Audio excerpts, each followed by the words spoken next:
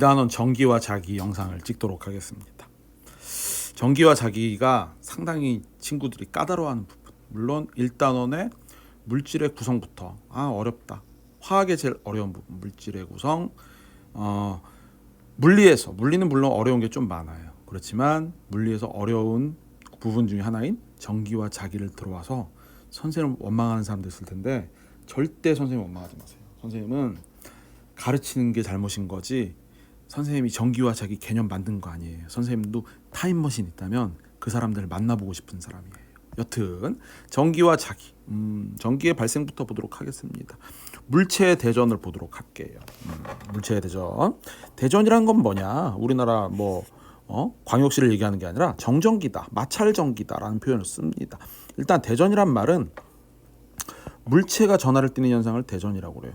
물체가 전하를 띈다란 말을 두 글자로 한자로 대전, 전하로 대치가 되었다.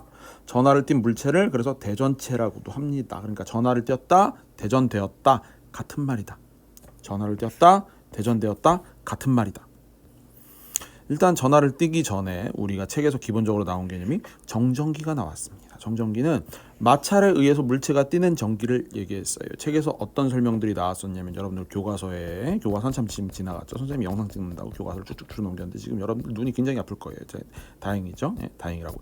자, 이 미끄럼틀 타는 거 건조한 날 머리카락 달라붙는 거, 마른 전자제품을 마른 걸로 닦을 때 다시 달라붙는 거, 빛이 막 머리에 이런 것들 마찰전기라고도 얘기하고 정전기라고도 합니다. 같은 말로 쓰인다 생각하시면 됩니다.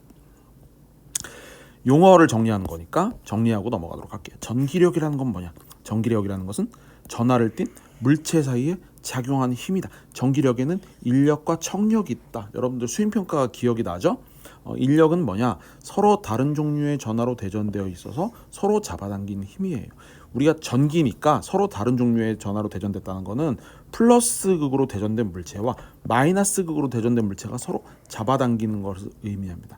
얘는 단순히 플러스 입자와 마이너스 입자가 잡아당기는 것이 아니라 상대적으로 플러스로 대전된 물체, 그 다음에 상대적으로 마이너스로 대전된 물체들끼리의 잡아당김을 얘기하는 거예요. 그래서 여러분들 개념을 어려워하죠. 얘는 입자가 아니라 커다란 물체다. 좀 이따가 우리가 이미 배우긴 했지만 사실 정전기 유도에서 다시 설명을 할게요. 청력도 뜻은 반대지만 마찬가지 개념입니다. 서로 같은 종류의 전하로 대전되어 있으면 서로 멀어가 아니라 밀어내는 이에요. 밀어내는 힘이 작용함으로써 플러스와 플러스로 서로 대전된 물체가 있다고 치면은 얘네들이 서로 밀어내고 마이너스와 마이너스로 대전된 물체가 있으면 얘네들이 서로 밀어내는 것, 얘를 우리가 청력이라고 한다라고 보시면 되고요. 이런 부분 별로 어렵지 않은데 여러분들이 이런 대전 순서 같은 거 외워야 되냐고 그러는데 과감하게 외울 필요가 없다. 만약에 대전 순서가 시험 문제 나온다면 이 순서를 알려줄 거예요. 그러니까 외울 필요는 없습니다. 다만 뭐가 중요하다? 얘를 보고 어떤 게 이 털가죽과 유리 문질렀을 때 누가 플러스 누가 마이너스로 대전되느냐, 유리와 고무 문질렀을 때 누가 플러스 누가 마이너스로 대전되느냐를 찾는 게 중요합니다. 예를 들어서 털가죽과 유리를 마찰시키잖아요. 털가죽과 유리를 마찰시키면 얘가 의미하는 건 뭐냐면 얘는 플러스로 대전되기 쉽다. 어디로 갈수록? 왼쪽으로 갈수록. 여러분들이 상대적인 개념이라고 강조를 드렸습니다. 상대적인 거예요. 절대적으로 얘가 무조건 플러스, 얘가 무조건 마이너스라는 게 아니라 얘가 상대적으로 왼쪽에 있는 놈과 상대적으로 오른쪽에 있는 놈이 둘이 마찰을 하면은 둘 중에 어떤 놈이 왼쪽에 있는 놈이 플러스로 대전되기 쉬우니까 얘가 플러스 역할을 하고 얘는 마이너스 역할을 한다라고 보시면 됩니다. 이해가 됐나요? 여러분들이 교실에서는 어때요? 교실에서는 제일 힘이 없고 약하지만 초등학교 가면 거의 신이잖아요. 그런 거랑 똑같은 거예요. 상대적이라고 그랬습니다. 그래서 털가죽과 유리를 마찰시키면은 어떻게 된다? 털가죽은 플러스 전하로 대전된다. 왼쪽에 있으니까. 유리는 상대적으로 오른쪽에 있으니까 마이너스 쪽에 가까운 편이죠. 그래서 마이너스 전하로 대전된다라는 개념. 즉 플러스 극에 가까울수록 전자를 잃기 싫고 이쪽으로 갈수록 전자를 잃기 싫고 마이너스 극 쪽에 가까울수록 전자를 얻기 쉽다. 그래서 우리 실험에서는 뭐가 나왔어요? 털가죽과 플라스틱이 나왔어요. 왜요? 털가죽과 플라스틱은 서로 가장 물질 중에서 물론 이거 말고도 있긴 하겠지만 이 표에서는 여기서는 털가죽이 가장 플러스로 대전되기 쉽고 플라스틱이 가장 마이너스로 대전되기 쉽기 때문에 이 둘을 마찰시키게 되면 당연히 털가죽이 전자를 플라스틱한테 주면서 얘가 플러스로 얘가 마이너스로 대전되기 가장 쉽기 때문에 실험 반응이 잘 나타나기 때문에 털가죽과 플라스틱 막대를 쓴 겁니다. 이해가 됐나요? 자, 다시 대전 순서는 어떤 의미를 또 가지고 있다? 둘을 문질렀을 때 상대적으로 어떤 게 플러스, 어떤 게 마이너스로 대전되느냐를 나타내기도 하며, 플러스로 대전됐다는 뜻은 털가죽에서 유리로 전자가 이동했다. 유리는 전자를 털가죽으로부터 받았다라고 보시면 됩니다. 우리가 1단원의 사전지식을 볼게요. 1단원의 사전지식은 원자의 중심에 플러스를 띤 원자핵이 있어요. 원자핵은 절대로 움직이지 않습니다. 그 다음에 그 주위에 마이너스 전하를 띤 전자가 있어요. 전자가 움직이기 때문에 전자의 이동으로 대전현상이 나타난다고 보시면 돼요. 우리가 1단원에서 배웠던 거는 하나에 전자 한 개, 두 개가 움직인 거고, 2단원에서 배우게 된 거는 물질이기 때문에 전자가 수억 개, 수조 개가 움직인다고 보시면 돼요. 우리가 검정기에서 이렇게 나타냈지만 이건 모형이기 때문에 전자가 4개 있는 것처럼 보이지만 사실 40조 개일지 4경 개일지는 몰라요. 뭐 4억 개가 될지 4조 개가 될지 40조 개가 될지 몰라요. 엄청나게 많은 숫자인데 우리가 다만 얘를 모형으로 눈으로 알아보기 쉽도록 하기 위해서 나타낸 것이다라고 생각하시면 됩니다. 정전기 유도를 보도록 하겠습니다. 정전기 유도에서는 검전기라는 놈이 나오는데요. 검전기는 물체가 대전되는지 아닌지 알아보는 기구를 검전기라고 합니다. 그래서 검전기는 금속판, 금속막대, 금속박으로 쿠킹오일처럼 보이는, 물론 쿠킹오일은 아니에요. 쿠킹오일보다 좀 더 얇아요. 그런 금속박으로 팔랑팔랑 되어 있다. 이렇게 흔들면 흔들릴 정도로 얇은 막으로 되어 있다. 그래야 반응이 잘 일어나겠죠. 얘가 무겁고 반응이 없으면은, 무거우면 반응이 잘 안 일어날 테니까 팔랑팔랑 거리는 얇은 금속박으로 되어 있다. 박이라는 게 얇을 박자거든요. 그래서 얘가 우리가 교과서에 나온 거를 보면은, 여러분들 교과서 이거 수행평가 나왔었는데 수행평가 나온 거 보고 굉장히 막 진짜 창의적인 답변들을 많이 해주셨잖아요. 선생님 여러분들 굉장히 천재라고 생각해요. 정말 창의적이더라고요. 자, 그래서 적게 마찰한 플라스틱 막대를 가까이 할 때를 볼게요. 적게 마찰한 플라스틱 막대를 가까이 했을 때 일단 우리가 어떤 개념이 들어가냐면, 얘를 플라스틱 막대를 털가죽에 문지르는 거예요. 플라스틱 막대를 털가죽에 문질렀기 때문에 어떻게 돼요? 털가죽에 있는 전자들이 일리 들어와서, 얘가 원래 모형이라고 그랬죠? 2개만 있는 건 아니에요. 그렇지만 선생님이 2개라고 얘기하지만 얘는 모형이기 때문에 2개처럼 보이는 것 뿐이다 라는 겁니다. 일단 2개 플러스 전하가 있지만 2개의 원자핵이 있고 4개의 전자가 있는데, 그럼 원래 정기적으로 중성이려면 2개씩 있어야 되는데 여기는 2개는 어디서 온 거냐? 털가죽에서 온 거예요. 적게 마찰했을 때는 전자가 2개만 오는데 털가죽을 많이 마찰하면은 전자가 4개가 와요. 여기까지 이해됐죠? 그러니까 얘는 적게 털가죽과 서너 번 문질른 플라스틱 막대, 얘는 털가죽과 10번 문질른 플라스틱 막대. 그랬을 때 반응이 다르다고. 얘가 딱 가까이 오면은, 원래 검전기는 정기적으로 중성이었죠. 그러니까 플러스와 마이너스가 골고루 섞여 있었어요. 여러분들 교실에서도 내가 그래서 선생님 비유를 했잖아요. 뭐라고 그랬어요? 이 학생들끼리, 여학생과 남학생들끼리 골고루 이렇게 배치가 되어 있는데 갑자기 얼굴 천재 차은우가 왔어요. 그러면 어떻게 돼요? 아니, 차은우가 아니라 이건 마이너스니까는 뭐 여학생이라고 해야겠네. 진짜 이쁜 여학생이 전학을 왔어요. 그랬을 때 여학생들이 저기 교실 뒤로 밀려나잖아요.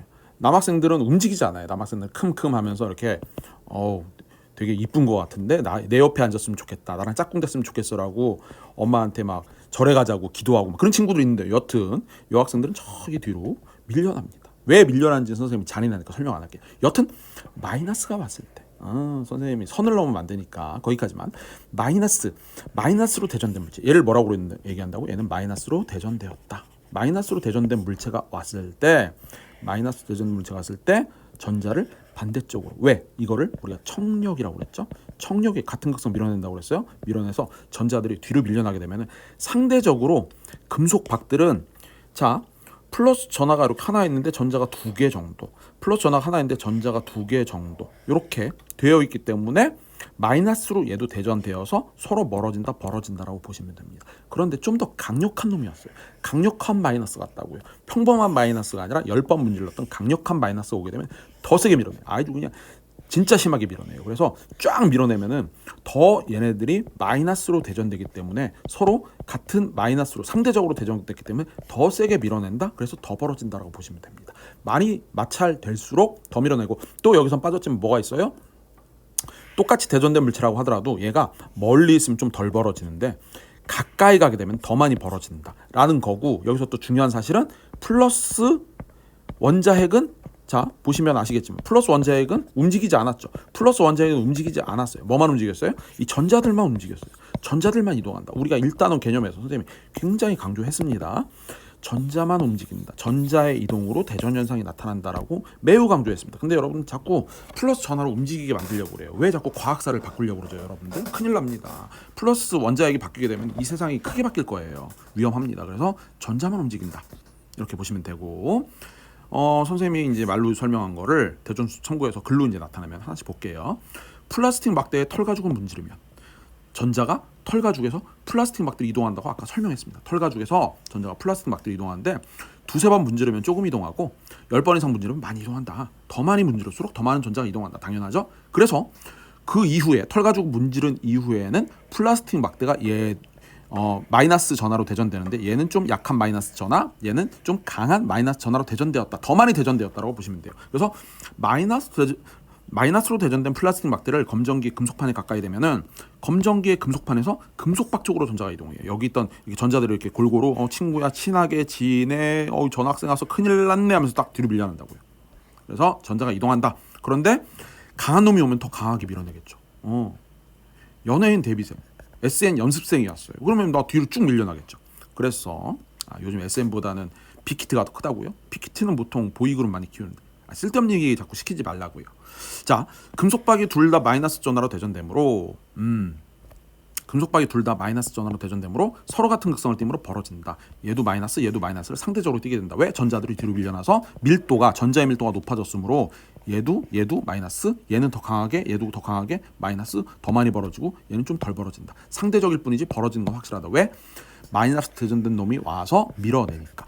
우리가 이 다음 페이지에 나올 거를 미리 예측해 보면은 정전기 유도라는 건 그래서 어떤 개념이냐면은 어떤 극성 마이너스가 다가왔을 때 가까운 쪽엔 플러스, 먼 쪽에는 같은 극성인 마이너스가 유도된다라는 게 정전기 유도예요. 다시 볼까요? 무슨 말이라고요? 마이너스 전하로 대전된 물체를 가까이 했을 때 대전체를 가까이 하면 가까운 쪽에는 서로 반대 극성, 먼 쪽에는 서로 같은 극성을 띠게 된다라는 게 정전기 유도라고요. 볼게요.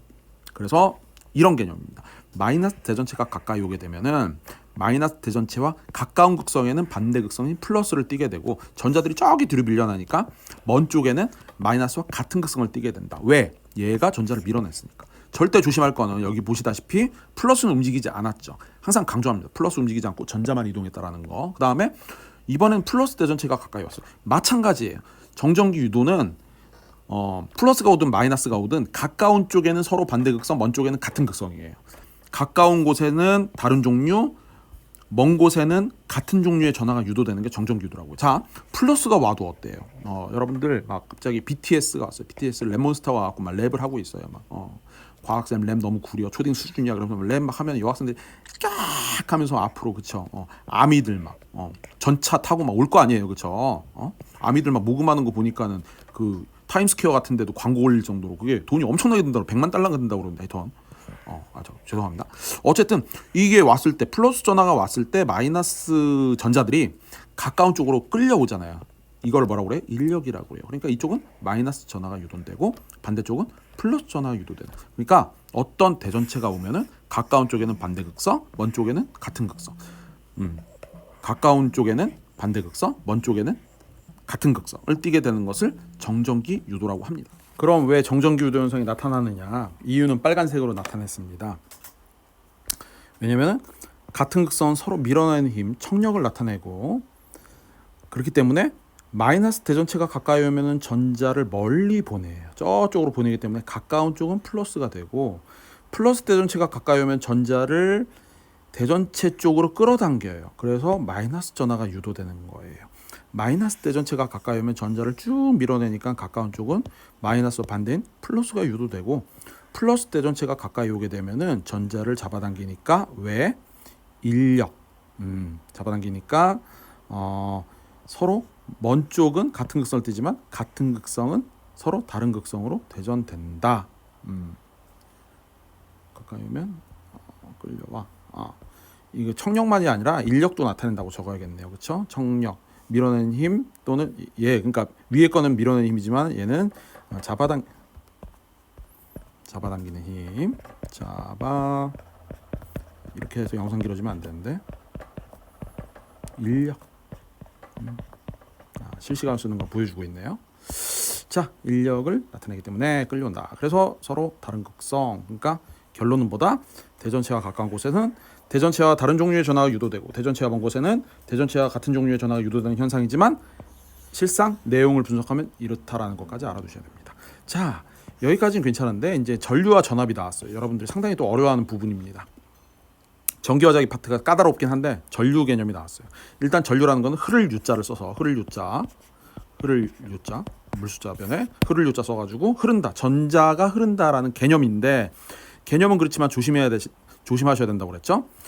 전자의 이동은 마이너스에서 플러스로 이동하는 거예요. 왜냐면은 실제로 전자는 많은 곳인 마이너스 극에서 적은 곳인 플러스 극으로 이동할 것이기 때문이죠. 그렇지만 전류의 흐름을 플러스에서 마이너스로 해서 여기서 개념 혼동이 온다라고 했습니다. 왜냐면은 전자를 발견하기 이전에 전류의 흐름을 먼저 정의했기 때문에 전류의 흐름을 플러스에서 마이너스로 고정을 시켜 놓은 거예요. 그러면 우리가 전류의 흐름이 먼저 있다고 하더라도 전자의 이동이 나중에 발견되었으니까는 그냥 전류의 흐름도 마이너스에서 플러스로 바꾸면 어떻느냐라고 얘기하겠지만 과학은 상당히 보수적이기 때문에 과거의 학자들이 얘기했던 거를 존중해 주려는 의도가 있어요. 우리가 돌턴의 원자설이 4가지 중에 3가지가 틀렸음에도 불구하고 돌턴의 원자설을 고등학교 배운단 말이에요. 이런 것처럼 과거 선배들의 이론이 틀렸지만 그걸 존중하는 약간의 좀 오마주 문화가 있다. 괜히 쓸데없이 길게 얘기했네요. 여튼 전류의 흐름은 플러스에서 마이너스 쪽으로 흐르며 전자 이동은 마이너스에서 플러스 극으로 흐른다. 우리가 요거 선생님이 알아두라고 그랬습니다. 이거는 기본적으로 외우고 또 들어가셔야 돼요. 여러분들이 원소, 분자, 원자, 입자 1단원에서 외웠던 것처럼 얘도 외우고 들어가야 됩니다. 일단 전류라는 거는 전자의 흐름, 전하의 흐름, 마이너스 전하의 흐름이다. 마이너스 전하만 움직이니까. 그래서 단위는 암페어를 쓰고 기호는 I를 쓴다고 했습니다. 전압의 경우에는 전류를 흐르게 하는 능력이에요. 전압의 경우에는 전류를 흐르게 하는 능력으로서 물의 높이에 해당하는 개념이다. 그래서 볼트, 단위는 볼트를 쓰고 기호는 V를 쓰는데 선생님이 노란색으로 적어놓은 거는 얘 이름이 단위는 알파벳을 그대로 읽는 게 아니라 고유한 이름이 있다라고 그랬습니다. 근데 뭐 참고로 여기는 앙페르라든지 볼타라든지 옴이라는 거는 사람 이름을 딴 거예요. 그다음 사람 죽어서 이름 남기는 거죠. 저항은 전류의 흐름을 방해하는 정도를 저항이라고 하면서 레지스트 R로 기호는 R, 기호는 알파벳 그대로 있습니다. I, R, V 이렇게 읽는데 저항은 옴이라고 나타내고 가다가 이렇게 똥싼 모양으로 나타내는 것을 우리가 옴 이렇게 부른다. 5를 원래 알파벳으로 나타내려고 그러다가 여러 가지 그런 설화가 있는데 그건 얘기 안 할게요. 그 사용까지는 얘기하면 길어지니까. 그래서 이동 방향, 전류의 이동 방향을 설명하도록 하겠습니다. 전류의 흐름과 전자의 이동, 우리가 이제 헷갈리는 개념인데 일단 전자를 발견하기 전에 전류의 흐름을 먼저 정의했기 때문에 전류의 흐름은 플러스에서 마이너스로 흐른다라고 얘기했습니다. 그 다음에 전자의 이동은 그렇지만 전자는 많은 곳에서 적은 곳으로 이동할 것이기 때문에 마이너스 극에서 플러스 극으로 이동한다. 즉 전류의 흐름과 전자의 이동은 개념 자체는 비슷한 똑같은 개념이지만 실제로 방향 자체는 반대다. 교과서에 이런 그림이 나왔었는데 교과서에 나온 거를 잠깐 보면은 선생님 지금 교과서를 자꾸 왔다 갔다 하고 있어서 이게 몇 페이지 그림인지는 좀 봐야 돼요. 어디 있었죠 그게? 이 그림이네요. 이 그림. 그쵸? 여러분들 교과서 57페이지 지금 보고 있을 겁니다. 이걸 우리가 전류가 흐르지 않을 때를 스위치가 열려있다. 열린 스위치다. 열린 스위치는 기본적으로 꺼져 있다. 닫힌 스위치다. 눌렀죠? 닫힌 스위치는 기본적으로 켜져 있다. 열린 스위치일 때 전류가 흐르지 않으며 전류가 흐르지 않을 때는 전자들이 무질서하게 움직인다. 닫힌 스위치의 경우에는 전자들이 한쪽 방향으로 이동한다. 전류의 세기는 암페어라는 단위를 씁니다. 측정은 전류계로 하고 전류계의 주의점은 회로의 직렬로 연결을 합니다. 직렬 연결이라는 것은 일직선으로 연결된 이런 형태를 의미합니다. 세기는 암페어 단위를 쓰긴 하지만 1암페어는 1000mA. 사실 이 밀리라는 단위가 1000분의 1이라는 뜻이라고 그랬죠. 1m가 1000mm예요. 1mm는 1000분의 1m거든요. 그러니까 밀리라는 단위는 1000분의 1이기 때문에 1암페어는 1000배에서 1000mA다라는 것까지 알아두시면 될 것 같습니다. 다음 페이지. 여러분들한테는 전압이니까 어디가 되겠습니까? 전압이니까 58페이지 교과서가 되겠네요. 교과서 58페이지를 보시면 전압인데 전압은 전류를 흐르게 하는 능력입니다. 전류를 흐르게 하는 능력으로서 우리 교과서에 봐도 전압에 대한 내용보다는 뭐가 주로 나왔냐면은 요거 선생님이 송쌤과학 영상을 빌려서 했었죠. 송쌤과학 영상이 굉장히 퀄리티가 높기 때문에 여러분들이 그 영상을 보셔도 돼요. 패들렛에서 전압에 관련된 영상에 송쌤과학 영상을 참고하시면 훨씬 도움이 많이 될 것 같고 그거를 말로 이제 풀어서 얘기하자면 전압의 교과서 59페이지의 핵심 내용이 바로 이거였습니다. 전압계와 전류계의 사용법이었습니다. 전압계와 전류계를 사용하는데 우리 교과서에 나온 것을 말로 설명하자면 이렇습니다. 첫 번째, 0점 조절 나사를 이용해서 0점을 조절한다. 전압계든 전류계든 0점 조절 나사가 여기쯤 있는데 걔를 드라이버 같은 것으로 조정하도록 돼 있어요. 0을 맞춰야 된다는 거죠. 두 번째, 전류계는 직렬로 연결하고 전압계는 병렬로 연결한다. 자, 전류계는 회로, 전체적인 회로의 모습을 보면은 전체적인 회로에서 일직선으로 연결되어 있는데 전압계의 경우에는 전체적인 회로에서 위로 연결되어 있는 모습을 보는데 이런 연결 방식을 갖다가 병렬 연결이라고 합니다. 병렬 연결. 다른 층을 사용하는 거죠. 전압계와 전류계는 플러스 단자는 전지의 플러스 극 쪽에 마이너스 단자는 전지의 마이너스 극 쪽에 각각 연결한다고 그랬습니다. 그러니까 우리가 이 전지가 있을 때, 전원인 전지가 있을 때 플러스에 가까운 쪽은 플러스 단자, 플러스에 가까운 쪽은 플러스 단자예요. 여러분들이 이쪽이 마이너스라고 해서 마이너스 단자를 여기다 연결하는 게 아닙니다. 상대적으로 마이너스에 가까운 쪽이 마이너스 단자인 시커먼 부분을 연결하는 거고 플러스에 가까운 쪽이 빨간색 단자를 이용하는 거예요. 선생님이 색깔을 굳이 빨간색, 검은색이라고 강조를 안 하는 이유 중에 하나가 이 클립의 경우에는 사실 색깔 구분하기 위해서 연결하는 것뿐이지 클립 자체에 극성을 띠는 게 아닙니다. 다만 구분하기 위해서 하는 거고 여기 단자에서 빨간색과 검은색을 나타내는 것은 빨간색은 플러스요, 검은색은 마이너스라는 걸 나타내는 거고 검은색은 단자가 전압계든 전류계든 색으로 되어 있어서 구분해서 사용해야 된다라는 거. 그 내용이 어디 나와 있냐면은 4번이죠. 마이너스 단자에는 측정할 수 있는 최대값이 표시되어 있으므로 큰 값의 단자부터 차례로 연결한다 그랬습니다. 그거는 송생과학 영상을 하고 지금 시간에 얘기하면 너무 길어지니까 예를 들어서 555가 있으면은 500부터 연결한다. 그런데 조심해야 될 거는 500이라고 하더라도 그게 500mA냐 5A냐 조심하셔야 돼요. 500mA보다는 5A가 크죠. 왜냐면은 500mA는 0.5A거든요. 그래서 여튼 큰 값부터 작은 순으로 차례대로 연결하며 눈금을 읽을 때는 어떻게 읽는다? 그 값에 해당하는 예를 들어서 500mA에 연결했으면은 500에 해당하는 이쪽 위에 부분 선생님이 방금 지었던 부분만 봐서 100과 200 사이니까 정확하게 중간이니까 150mA다라고 알 수 있는 거 했습니다. 이건 어렵지 않기 때문에 여러분들 쉽게 하실 수 있을 거예요. 5번 전류계와 전류계는 전지만으로 직렬 연결해서 회로계를 구성하면 안 된다. 전압계는 괜찮지만 전류계는 전지만으로 직렬 연결하면은 고장날 수 있다라는 주의점까지 얘기했습니다. 얘가 이제 곱이죠. 전압, 전류, 저항 사이의 관계, 오음의 법칙이 곱입니다. 오음의 법칙인데 사실 오음의 법칙은 상당히 여러분들이 까다로워하고 어려워하는데 요 우리 교과서에 그림으로 나왔습니다. 오음의 법칙 그림이 어디 나왔냐면은 오음의 법칙 60페이지의 실험이 60페이지에 짧은 니크롬선과 긴 니크롬선을 각각 연결해서 걔를 표로 그리고 표에 있는 것을 그래프로 그린 결과를 이렇게 선생님이 첨부해 놨습니다. 그래서 짧은 니크롬선에서는 전압을 1.5, 3.0, 4.5, 6.0으로 걸었을 때 전류가 이런 식으로 흘렀고 긴 니크롬선에서는 거의 절반 정도 흘렀어요. 그 얘기는 무슨 뜻이냐면은 짧은 니크롬선의 경우에는 똑같은 전압을 걸더라도 전류가 잘 흐른다라고 볼 수 있어요. 자, 저항이라는 개념 자체가 전류의 흐름을 방해하는 거였기 때문에 전류가 잘 흐른다는 뜻은 짧은 니크롬선의 저항이 더 작다 이런 뜻입니다. 긴 니크롬선의 저항이 더 크다 이런 뜻이에요.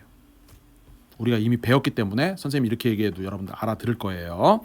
일단 전압과 전류는 비례한다는 사실을 알 수 있습니다. 이 그래프. 왜냐? X축이 전압이고 Y축이 전류값이었죠. 어디서요? 교과서에서요. 그거를 단지 데이터를 통해서 점을 찍어서 나타낸 것뿐이고 X축이 전압이고 Y값이 전류였을 때 그래프를 긴 니크롬선이든 짧은 니크롬선이든 그래프를 그렸을 때 비례하는 그래프가 나왔다는 뜻은 뭐냐면은 전압과 전류는 비례한다는 뜻입니다. 그걸 우리는 기호로 V와 I는 비례한다. 말로는 전압과 전류는 비례한다라고 나타냅니다. 두 번째가 좀 어려울 텐데요. 짧은 니크롬선보다 긴 니크롬선의 저항이 더 크다고 그랬는데 왜 짧은 니크롬선보다 긴 니크롬선의 저항이 더 크냐면은 자, 하나의 값을 딱 정해 볼게요. 3.0V로 정해 봅시다. 3.0V일 때 긴 니크롬선의 경우에는 150mA, 짧은 니크롬선의 경우는 300mA가 흘렀습니다. 같은 전압을 걸었을 때 전류가 더 잘 흐른다는 얘기는 다른 말로 뒤집어서 얘기하면은 전류의 흐름을 방해하는 정도가 작았다는 얘기죠. 즉 짧은 니크롬선은 저항이 작았다는 얘기예요. 근데 긴 니크롬선은 효율적으로 전류를 차단한 거죠. 왜냐면은 전류가 잘 흐르지 않았거든요. 그러니까 얘는 저항이 크다라고 얘기할 수 있습니다. 즉 짧은 니크롬선보다 긴 니크롬선이 저항이 더 크다. 저항이 크다는 뜻은 전류 흐름을 더 효과적으로 방해했다. 왜? 같은 전압을 걸었을 때 전류의 값이 작았기 때문에라고 생각하시면 되며 우리 교과서에 그거를 정리한 내용이 62페이지에 두 가지로 나와 있습니다. 두 가지로 나와 있었어요. 걔를 보도록 하겠습니다. 전압과 전류의 관계는 전압이 X축이고 전류가 Y축일 때 비례하는 그래프가 나오며 우리는 전압과 전류는 비례한다라고 정리를 했습니다. 요때 여러분들이 수학 시간에 기울기를 배웠다고 하더라고요. 기울기는 X값의 변화량분의 Y값의 변화량이었죠. 즉 전압분의 전류였어요. 전압분의 전류는 저항분이 1이에요. 왜냐면은 우리가 오음의 법칙에서 개념적으로 저항이라는 것은 전류분의 전압이었죠. R은 I분의 V. 저항이라는 것은 전류분의 전압이었기 때문에 여기 있는 그래프랑 반대예요. 왜냐면 여기 있는 그래프는 X값의 변화량인 V분의 Y값의 변화량인 전류였기 때문에 얘는 R의 역수가 되는 거예요. 복잡해 보이지만 결국 이 그래프의 기울기는 뭐를 의미한다? 저항분의 1이다라는 얘기예요. 됐나요? 그래서 이런 그래프도 눈여겨보세요. X축이 저항이고 Y값이 전류일 때 저항과 전류는 개념 자체도 반대 개념이에요. 다시 볼까요? 저항하고 전류는 어떻다고요? 전류라는 건 전하의 흐름이고 저항은 전류의 흐름을 방해하는 정도니까 개념에서도 전류와 저항은 서로 반대 개념이죠. 반대 개념이니까 당연히 반비례합니다. 그러니까 어떤 그래프가 나오냐면은 저항과 전류는 서로 반비례하는 그래프가 나온다. 여러분들이 수학에서 이런 그래프가 반비례하는 그래프죠. 이런 꼴 많이 봤습니다. Y는 X분의 1의 그래프를 그리면 보통 이런 식으로 그리잖아요. 꼭 얘가 X분의 1은 아니에요. X분의 2일지 3일지 몰라요. 그런데 어쨌든 반비례하기 때문에 이런 그래프가 나오며 얘를 우리는 과학에서 어떻게 얘기하냐? 전류의 세기와 저항은 반비례한다라고 얘기하는데 R분의 1이 비례한다라고 얘기하고 반비례한다라고 읽습니다. 됐나요? 그래서 걔를 최종적으로 나타낸 것이 전류의 세기는 저항분의 전압이며 I는 R분의 V라는 기호로 나타납니다. 아까 기호 배웠었죠? 전류의 세기는 I, 저항은 R, 전압은 V라고 나타내며 얘가 사실 오음의 법칙이며 오음의 법칙 확장 개념으로서 양변에다 R을 곱해줬을 때 V는 IR이라는 공식을 얻을 수가 있어요. 그러면 이 공식만 알면 되는데 왜 이 공식을 알아야 되느냐? 우리가 시험 문제에 따라서는 전압을 구하는 문제를 풀어야 될 수도 있고 저항을 구해야 되는 문제를 풀어야 될 수도 있죠. 여긴 안 나와 있지만 우리는 알고 있습니다. R은 I분의 V라는 사실을 알고 있습니다. 왜요? 양변에다가 I를 나눠주게 되면은 이렇게 나오죠. 그래서 세 가지 공식을 여러분들이 눈여겨두시면 되고 그것도 기억 안 난다 그러면 I는 R분의 V 즉 전류의 세기는 저항분의 전압이다라는 건 꼭 알아두셔야 됩니다. 이가 바로 오음의 법칙이었습니다. 그래서 우리 교과서에 또 어떤 게 나왔었냐면은 이런 실험 과정이 나왔어요. 이런 실험 과정. 이 단어는 영상이 왠지 길어질 것 같은 불길한 예감 드는데 꿋꿋하게 찍겠습니다. 이제 그런 거 두려워하지 않겠어요. 돌은 맞으라고 있는 겁니다. 예? 자, 과정. 그렇다고 선생님한테 돌 던지시면 안 돼요. 이름 다 적을 거예요. 전류가 흐르는 점토를 일정한 굵기로 만들어 4cm 길이로 자른 후 양쪽 점토에 작은 고리판 끼우고 이렇게 쭉 실험을 구체적으로 안 읽어도 되죠. 수업 시간에 다뤘던 거기 때문에. 그랬을 때 과정 3에서는 뭐냐면은 과정 2에서 사용한 점토의 길이를 2cm로 자르고 밝기 관찰하고 과정 4에서는 길이는 2cm로 하는데 과정 3보다 굵게 만들었어요. 그러면 굵게 했을 때 어떻게 되느냐? 처음에 사실 이걸 생각했는데 1에서는 4cm였는데 길이를 짧게 했을 때 어떻게 되느냐? 길이는 똑같은데 굵기를 다르게 하면 어떻게 되느냐? 그러니까 얘를 정리하면 이렇습니다. 자, 어떤 결과가 나냐면은 저항의 경우에 굵기가 일정할 때 저항의 길이가 길수록 저항이 컸어요. 즉 처음에 4cm 길이로 꼬마 전구를 켰을 때 꼬마 전구가 상대적으로 어두웠는데 2cm로 절반으로 얘를 점토를 잘랐더니 꼬마 전구가 밝더라. 즉 굵기가 일정할 때는 길이가 길수록 저항이 크다. 짧으면 저항이 작으니까 전류가 잘 흐르는 증거인 꼬마 전구가 더 밝게 빛날 것이다라는 걸 예측할 수 있는 거예요. 됐죠? 그 다음에 3과 4에서는 뭐냐면은 이번에는 점토의 길이를 똑같이 하는데 2cm지만 굵게. 즉 길이는 똑같은데 굵기가 굵을수록 어떻게 되느냐? 이거는 여러분들이 상식적으로 예상한 것과 다를 수 있어요. 여러분들은 굵기가 굵으면 저항이 클 것 같죠? 반대입니다. 저항의 굵기가 굵을수록 저항은 작아요. 그래서 선생님 밑에다가 노란색으로 적어놨습니다. 굵기가 일정할 때 저항의 길이가 길수록 저항이 큰 거는 여러분들이 머릿속으로 어떻게 생각하시냐면 도로 위에 차가 지나가는데 1차로에서 1km 거리를 가는 것과 1차로에서 2km 거리를 갈 때 2km 거리를 가는 게 더 시간이 많이 걸리죠. 그 얘기는 뭐냐면은 저항값이 더 크다라는 뜻이라고 보시면 됩니다. 그 다음에 길이가 일정할 때 저항의 굵기를 비유한 것은 밑에 있는 노란 글씨로 보시면 되고 도로 위에 차가 지나갈 때 이번에는 거리는 똑같아요. 1km 거리를 가는데 차로가 다르다고 보시면 돼요. 1차로보다는 2차로가 훨씬 소통이 원활하겠죠. 그러니까는 시간이 더 짧게 걸리니까 저항값이 오히려 줄어든다라고 보시면 됩니다. 그러니까는 길이가 일정할 때 굵기가 굵을수록 차로가 넓어질수록 저항값은 작아진다라고 보시면 되고 걔를 정리한 게 이렇습니다. 저항의 길이는 저항의 값에 비례하며 저항은 저항의 굵기에 반비례한다. 도선이라는 건 전선이에요. 전선도 일종의 저항이거든요. 전류의 흐름을 방해하지만 전달은 해주지만 방해할 수도 있기 때문에 도선의 길이라는 말을 나타낸 거예요. 그래서 여튼 도선 또는 전선의 또 저항인데 전류 흐름을 방해하기 때문에 그렇다. 그래서 우리가 이런 사실을 통해서 뭐를 할 수 있냐? 자, 저항의 굵기와 저항은 반비례한다고 그랬죠. 그러니까 여러분들이 집에 가만히 가서 보시면은 다림이라든지 열을 사용한 어떤 기구들이 있죠. 다림이라든지 무슨 스팀이라든지 뭐 헤어 드라이기라든지 걔네들 전선 보면 전선이 두껍습니다. 왜요? 걔네들이 전선이 두꺼워야 저항값이 작아서 좀 안전하겠죠. 전류가 잘 흐르겠죠. 그래서 그렇다고 보시면 됩니다. 그런 상식 알아두시면 되겠고 마지막 그게 아니네요. 뭐 이렇게 많어 이건 또. 저항의 연결을 보도록 하겠습니다. 저항의 연결은 아무래도 이 단어는 둘로 나누는 게 정신건강에 좋을 것 같아요.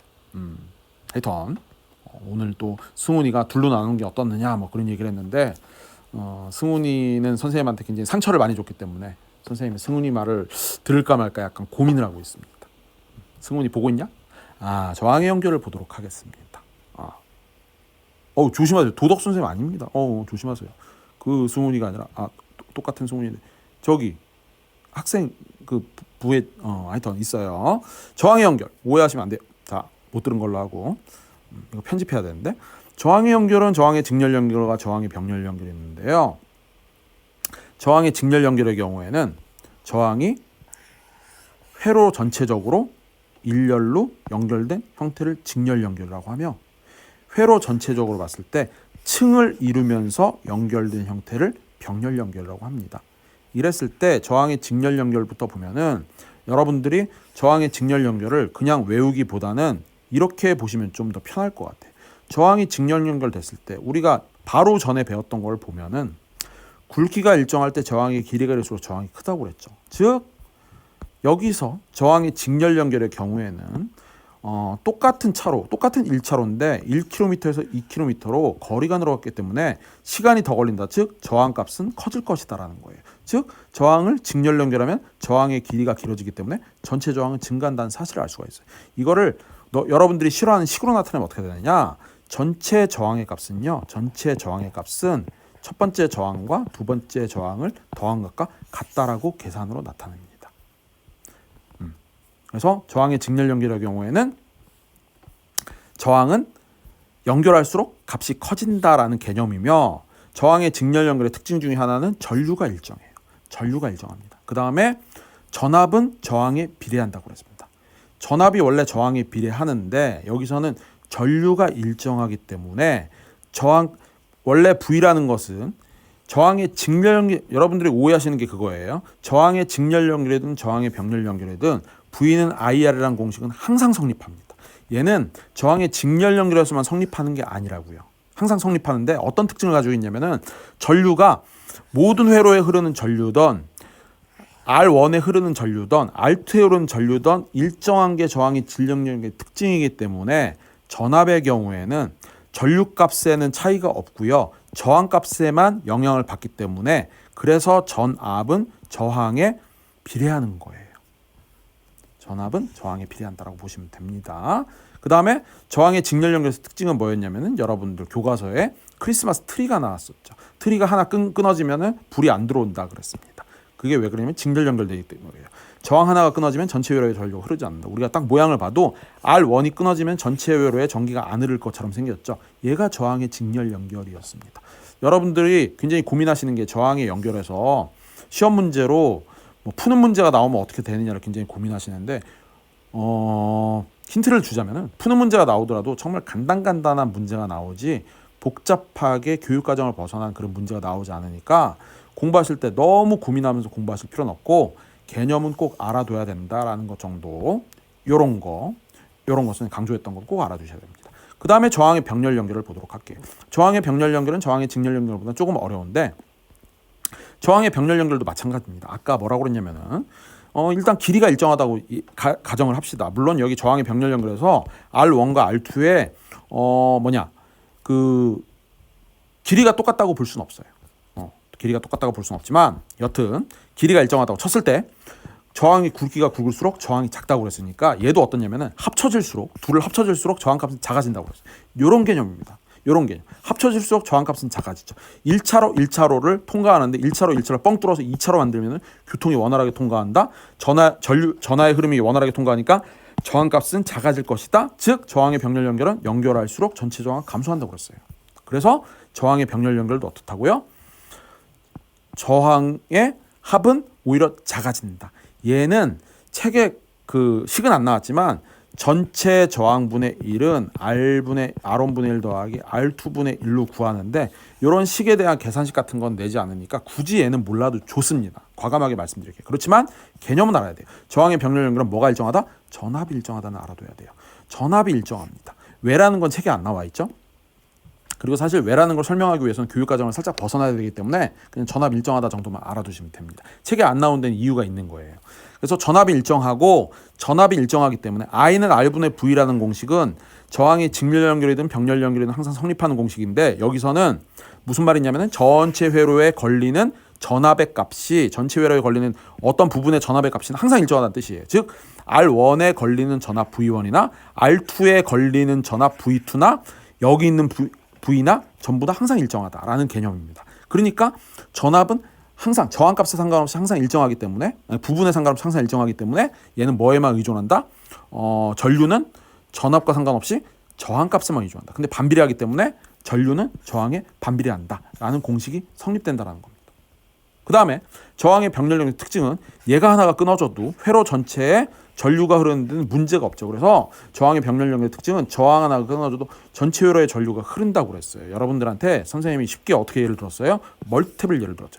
멀티탭에 구멍이 하나가 막히거나 고장이 나더라도 나머지 두 개는 쓸 수가 있죠. 병렬 연결이기 때문에 그렇습니다. 이런 개념이기 때문에 그래요. 그렇게 알아두시면 됩니다. 그 다음에 여러분들한테 여러 가지 전기기구의 기호도 설명드렸는데 얘도 알아두셔야 돼요. 교과서에 나와 있는 거 선생님이 여러분들 이런 거 꼭 알아두시라고 설명을 했습니다. 만화에서 얘 플러스와 마이너스 표시도 설명했었죠. 그러니까 여러분들 보시면 되고요. 이제 마지막인 전류의 자기작용입니다. 전류에 의한 자기장을 보시면은 일단 자기력이라는 것은 자성을 띠는 물체 사이에 작용하는 힘으로써 초등학교 때도 이런 개념을 배웠었고 자기장이라는 것은 마그네틱 필드라고 해서 우리가 M 이렇게 나타낸다고 그랬죠. 나중에 뒤에서 배웠던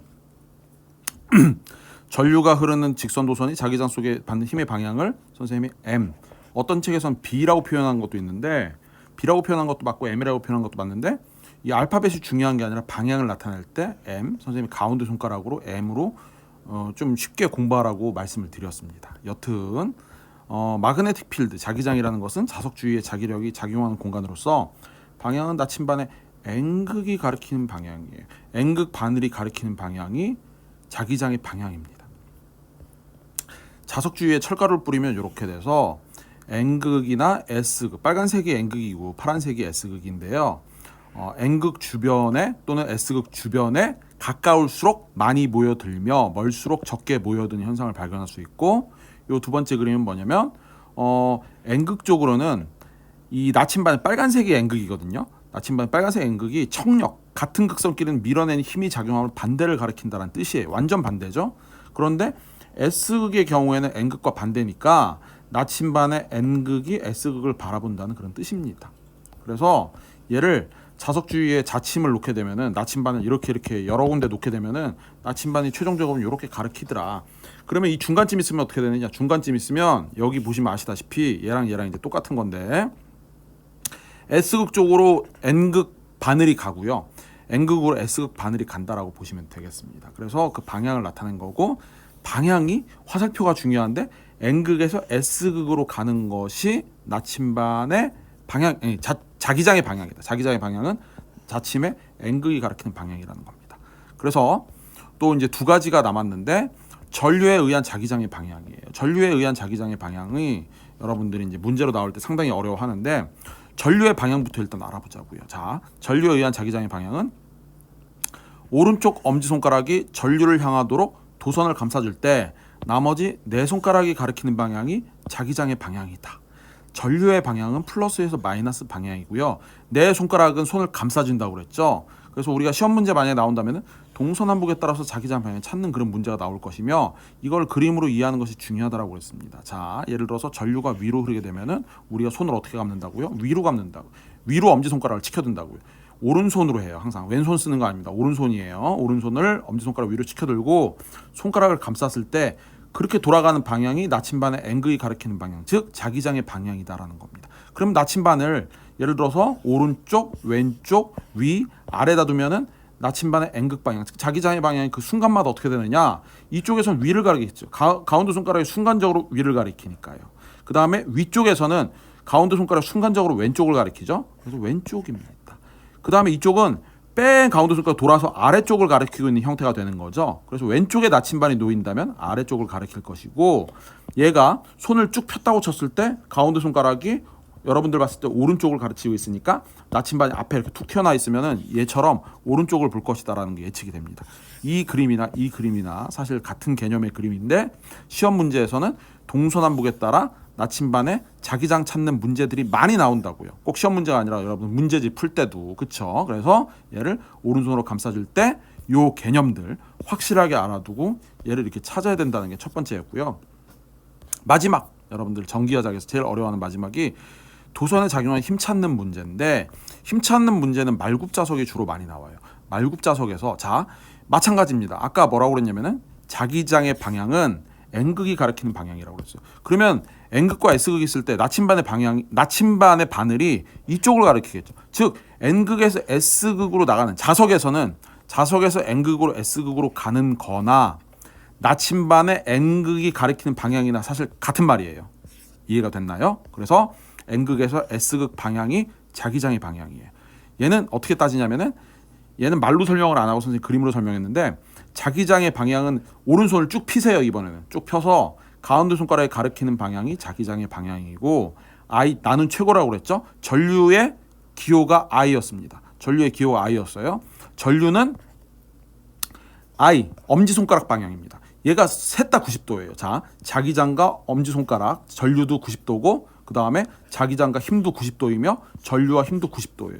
물론 90도가 아닌 경우도 있지만 우리 중학교 과정에서는 90도 문제만 나온다고 말씀드렸습니다. 예를 들어서 자기장과 전류가 수직이 아니라 평행하게 흐르는 경우는 어떻게 되느냐? 평행한 경우에는 힘이 작용하지 않아요. 그러면 얘가 약간 비스듬하게 흐르는 경우는 어떻게 되느냐? 얘를 벡터로 나타내서 수직이라고 가정하고 계산하는 건데, 그렇게 어려운 내용들은 교육과정을 벗어나기 때문에 나오지 않는다고 그랬습니다. 그러니까 우리는 그걸 고려할 필요 없이 뭘만 생각하면 된다? 자기장, 전류, 힘은 서로 직각방향의 문제만 나오며 직각방향이 아닌 것들은 생각할 필요가 없다는 겁니다. 교육과정을 벗어나기 때문에. 그래서 직각으로 항상 생각하시면 돼요.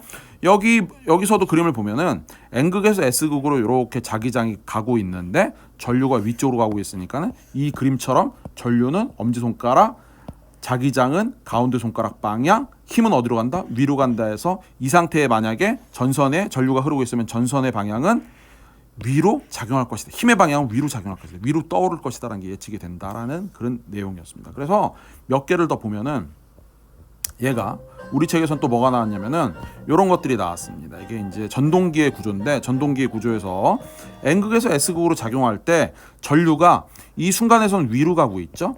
그 다음에 쭉 돌아서 가기 때문에 이쪽에서는 아래로 가고 있습니다. 그러니까 전류가 똑같이 보이지만 이 순간에서 위로, 여기 순간에서는 아래로. 뭐 여기가 A, 여기가 B 이런 식으로 여러분들 문제지에 나와 있죠. 그랬을 때 지금 자기장의 방향은 항상 똑같이 오른쪽인데 전류의 방향이 바뀌다 보니까 이 순간에서는 전류의 방향이 위로 가니까 여러분들 오른손으로 썼을 때 손등이 보이죠. 손등이 보이니까 힘이 아래로 작용하는 걸 알 수 있습니다. 직접 해보셔야 이해가 되는 부분이고요.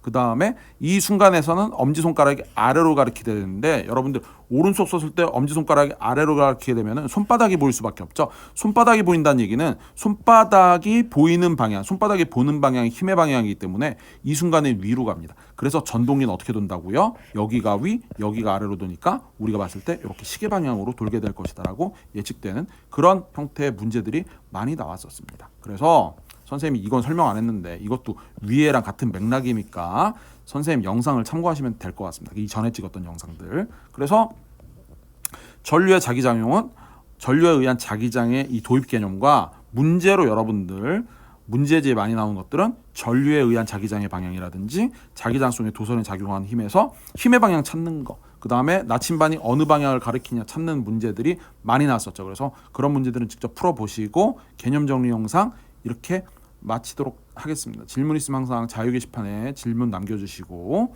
열심히 공부하시기 바랍니다. 여기까지입니다. 수고하셨습니다.